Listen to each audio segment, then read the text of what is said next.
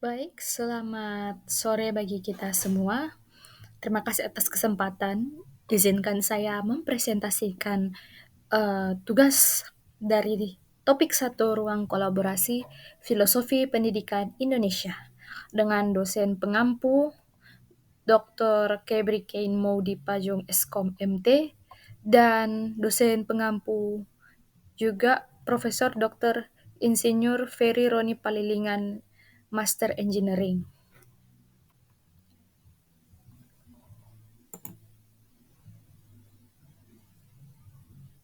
Berikut ada perkenalan diri dari saya. Perkenalkan, nama saya Feren. Saya merupakan seorang mahasiswa program profesi guru gelombang 2 tahun 2024 jurusan Informatika Universitas Negeri Manado. Pada kesempatan ini, saya akan mempresentasikan ruang kolaborasi topik 1 mata kuliah Filosofi Pendidikan Indonesia dengan materi sebagai berikut. Yang pertama, apa praktik pendidikan saat ini yang membelenggu kemerdekaan peserta didik dalam belajar dengan melihat perjalanan pendidikan nasional sebelum kemerdekaan dan sesudah kemerdekaan? Yang kedua, adakah model-model pendidikan saat ini yang Anda lihat dapat melepaskan belenggu yang belum memerdekakan peserta didik? Kemudian, yang terakhir, yang ketiga adalah apa yang Anda tawarkan sebagai model pendidikan yang dapat melepaskan belenggu dan memerdekakan peserta didik. Kita masuk dalam topik pembahasan yang pertama, terkait dengan praktik pendidikan yang membelenggu. Seperti bagaimana kita ketahui bahwa pendidikan nasional Indonesia telah melalui perjalanan yang begitu panjang dari era kolonial hingga kemerdekaan dan sampai hari ini. Meskipun telah banyak kemajuan dalam praktik pendidikan, namun nyatanya dalam masih ada praktik-praktik pendidikan pada zaman kini, sistem pendidikan yang dapat dianggap sebagai pembelenggu terhadap kemerdekaan belajar peserta didik. Mengatasi tantangan-tantangan ini tentunya membutuhkan pendekatan yang holistik dan inklusif, yang tidak hanya berfokus pada aspek akademis, tetapi juga untuk pengembangan keterampilan hidup dari peserta didik, kreativitas dari peserta didik, dan rasa ingin tahu peserta didik.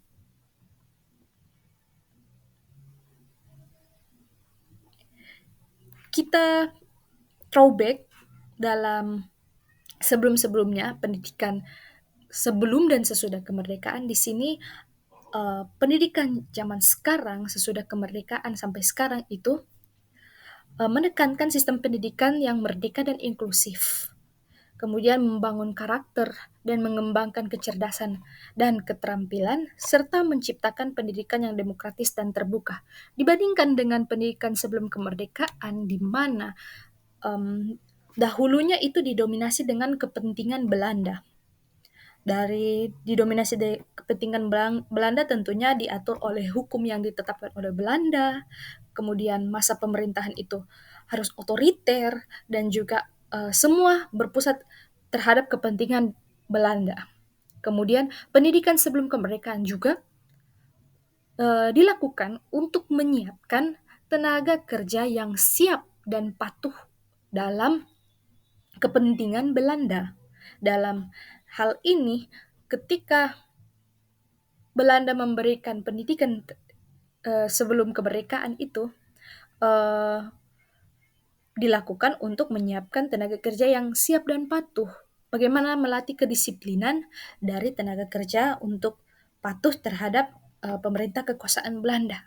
Dan dahulu pendidikan ini bersifat elit dan eksklusif sehingga hanya bisa diraih oleh orang-orang yang memiliki uang, orang-orang yang mempunyai jabatan, orang-orang yang mempunyai wewenang di pada zaman itu. Sedangkan untuk daerah-daerah yang pelosok, daerah-daerah yang tidak bisa dijangkau oleh pemerintah, bahkan daerah-daerah yang infrastrukturnya belum jalan, daerah-daerah yang kepemimpinannya masih kacau balau, tidak dapat mendapatkan sistem pendidikan yang merdeka dan inklusif ini, sehingga hanya untuk golongan-golongan elit dan eksklusif.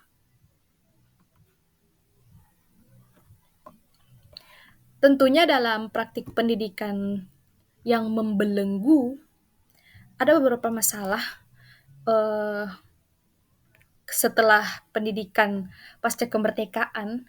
Di antaranya ada masalah-masalah berikut, di mana yang pertama itu ada metode pengajaran yang otoriter. Maksud dari metode pembelajaran yang otoriter ini di mana guru menjadi satu-satunya sumber pengetahuan, mengurangi kesempatan peserta didik untuk berpartisipasi aktif dalam proses belajar. Metode ini cenderung mengabaikan pentingnya bagaimana berdiskusi, bagaimana tanya jawab, bagaimana pembelajaran berbasis proyek yang dapat meningkatkan pemahaman dan keterlibatan siswa atau peserta didik dalam melakukan pembelajarannya. Kemudian ada juga masalah penghargaan dalam diversitas.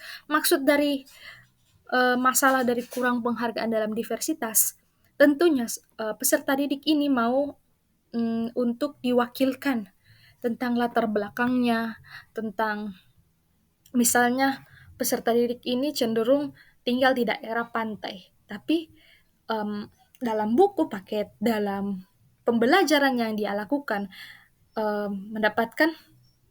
mendapatkan pembelajaran yang lebih ke pusat kota, pembelajaran tentang buku teks yang teksnya itu tentang deskriptif pusat kota keramaian metropolitan itu seperti apa. Tentunya ini tidak mewakili latar belakang dari budaya peserta didik.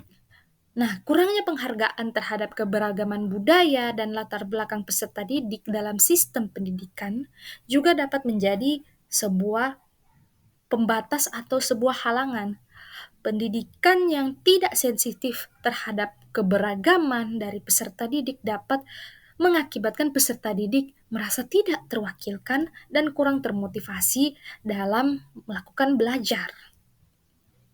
Kemudian berikutnya ada masalah minimnya sumber daya infrastruktur, di mana di sini di beberapa daerah kurangnya sumber daya, misalnya sumber daya manusia, tentang guru yang tidak ada di daerah tersebut, seperti bagaimana di sebuah video viral di TikTok bahwa seorang mahasiswa berasal dari Papua mendaftar di universitas, tujuannya untuk menjadi seorang guru karena di daerahnya tidak memiliki guru. Di beberapa daerah kurang sumber daya manusia dan juga sumber daya infrastruktur pendidikan yang memadai, sehingga dapat menghambat proses pembelajaran yang efektif dalam pembelajaran peserta didik. Kondisi yang membatasi akses peserta didik terhadap pendidikan yang berkualitas dan pengalaman belajar yang beragam, ini tentunya sangat tidak diinginkan oleh peserta didik. Peserta didik mau agar bagaimana dalam pembelajarannya didukung oleh sumber daya, oleh guru yang terampil dan juga memiliki kemampuan, dan juga infrastruktur dari sekolah yang peserta didik masuk itu memiliki fasilitas yang bisa menunjang pembelajarannya. Kemudian di sini kita masuk pada model belajar untuk mengatasi belenggu praktik pendidikan. Dalam sistem pendidikan yang lebih memerdekakan siswa menjadi landasan utama yang ingin diciptakan dalam iklim pendidikan global yang terus bergerak cepat, istilah merdeka belajar yang merujuk pada pendidikan Ki Hajar Dewantara, di mana siswa memiliki keleluasaan untuk belajar dan mengasah potensi mereka secara sendiri, tentunya selaras dengan aturan masyarakat. Siswa dapat memilih caranya untuk belajar sesuai dengan individu mereka masing-masing. Tentunya ada peserta didik atau siswa yang memiliki kemampuan yang eh, lebih untuk mendengarkan audio ketika pembelajaran, ada juga yang audio visual, dan ini merupakan keunikan masing-masing dari peserta didik tersebut. Tentunya, peserta didik tidak dapat dipaksa untuk menjalankan proses pembelajaran dengan sebuah metode yang sama tentunya. Kemudian,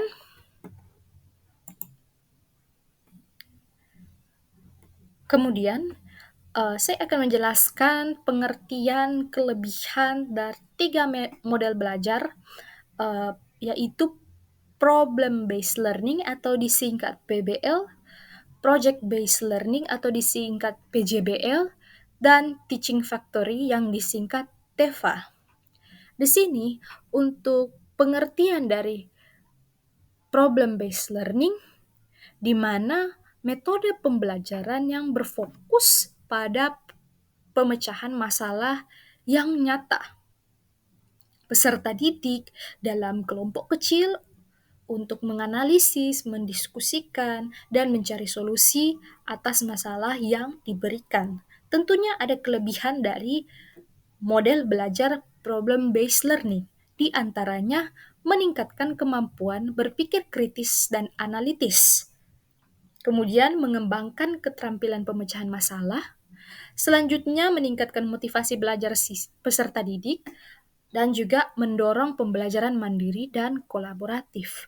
Namun, ada juga tantangan dalam problem-based learning, di antaranya model belajar ini memerlukan waktu yang lebih lama dibandingkan dengan metode tradisional pada umumnya.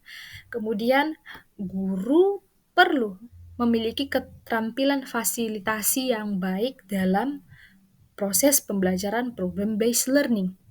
Kemudian, adapun beberapa siswa yang mungkin tidak nyaman dengan ketidakpastian dalam pemecahan masalah yang sebelumnya dia belum terbiasa dengan model pembelajaran problem based learning. Kemudian selanjutnya saya sebutkan adapun project based learning, di antaranya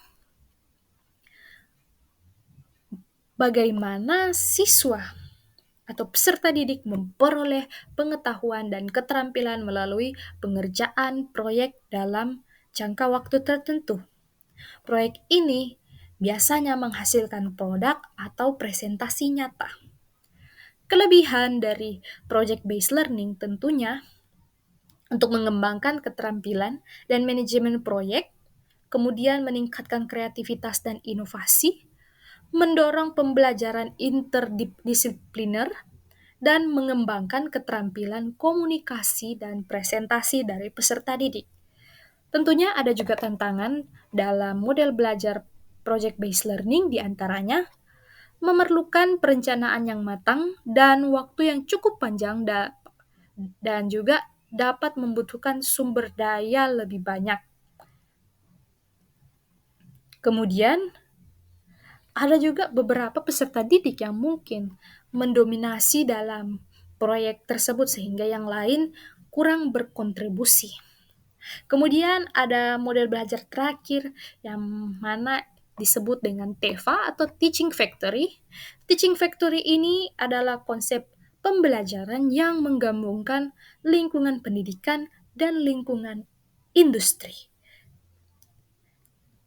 Jadi peserta didik itu belajar dan bekerja dalam situasi yang menyerupai kondisi nyata di industri. Kelebihan dari TEFA ini adalah yang pertama memberikan pengalaman kerja nyata kepada peserta didik, kemudian meningkatkan kesiapan peserta didik memasuki dunia kerja, kemudian memperkuat hubungan antara institusi pendidikan dan industri, dan yang terakhir menghasilkan produk atau layanan yang memiliki nilai ekonomi. Tentunya ada juga tantangan dalam model pembelajaran TEFA, di antaranya memerlukan investasi besar dalam peralatan dan fasilitas di sekolah, membutuhkan kerjasama yang erat dengan industri. Kemudian guru perlu memiliki pengalaman industri yang relevan, serta keseimbangan antar tujuan pembelajaran dan tuntutan produksi itu harus dicapai bersama-sama. Ketiga model belajar ini memiliki fokus yang berbeda-beda, namun sama-sama bertujuan untuk meningkatkan keterampilan praktis dan kesiapan peserta didik dalam menghadapi dunia nyata. Pemilihan model belajar ini tergantung dengan tujuan pembelajaran, sumber daya yang tersedia, dan karakteristik peserta didik.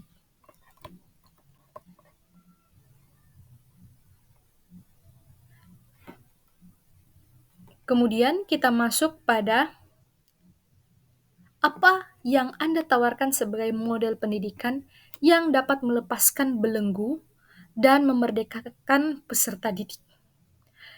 Ini merupakan penawaran solusi untuk memerdekakan peserta didik, di antaranya dapat menerapkan yang namanya Student Learning Center atau pembelajaran yang terpusat terhadap peserta didik. Pembelajaran yang berpusat pada peserta didik, pendekatan yang paling efektif dalam menerapkan menghilangkan belenggu tradisional dalam pendidikan dan memberikan kebebasan terhadap peserta didik mengambil peran aktif dalam proses pembelajaran, di mana sebagai guru tentunya bisa dilihat betapa transformasinya pendidikan ketika peserta didik menjadi pusat dan pengalaman pembelajaran yang mereka lakukan. Daripada peserta didik hanya menjadi penerima pasif dari informasi yang ada, peserta didiklah yang menjadi aktor atau menjadi penggerak utama dalam proses pembelajaran yang dialami oleh peserta didik. Dalam pendekatan ini, bertindak sebagai fasilitator, sebagai sumber pengetahuan, yaitu adalah guru, mendukung peserta didik mengeksplorasi minat dan bakat mereka secara mandiri. Jadi guru menjadi fasilitator pembelajaran untuk mengidentifikasi tujuan pembelajaran pribadi dan mengambil tanggung jawab atas perkembangan dari peserta didik melakukan pembelajaran mereka.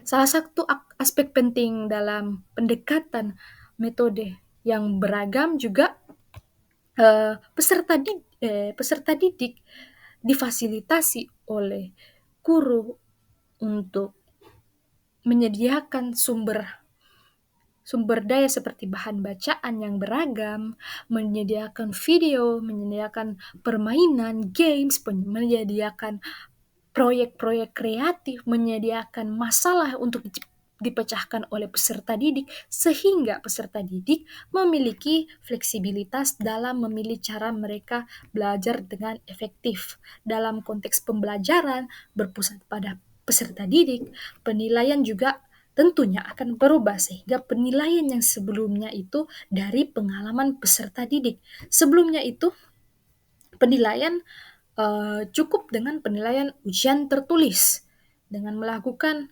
asesmen, menjawab soal, dan melakukan tanya jawab dari soal tersebut. Sedangkan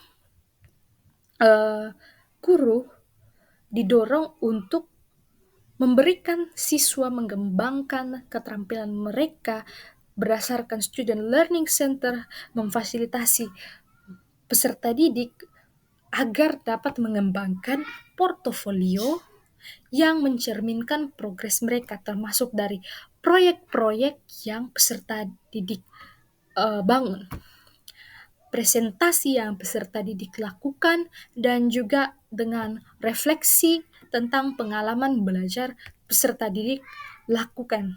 Selain itu, dalam pendekatan ini dapat mempromosikan kolaborasi dan keterlibatan sosial dari peserta didik.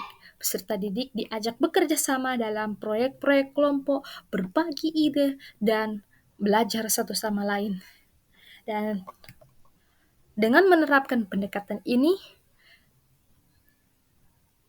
bahwa peserta didik menjadi pembelajar mandiri, memiliki pemahaman yang lebih mendalam, keterampilan yang kritis dan kuat, dan rasa percaya diri menghadapi tantangan di dunia nyata.